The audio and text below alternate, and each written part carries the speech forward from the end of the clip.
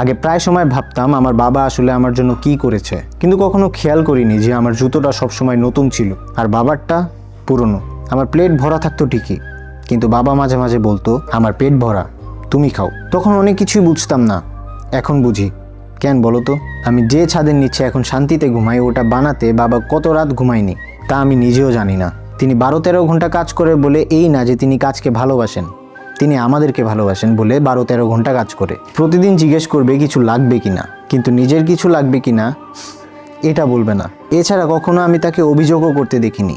আজ আমি বুঝতে পারি যেটাকে আমি হোপলেস বলেছিলাম ওটাই ছিল তার কষ্টের টাকার ফল। হয়তো বাবা আমাকে সবকিছু দিতে পারেনি যা আমি চেয়েছিলাম, তার সবটুকু দিয়ে তিনি যা পেরেছে তাই দিয়েছে। আর আজ আমি তোমাকে বলতে চাই ধন্যবাদ বাবা, ভালোবাসা নিও।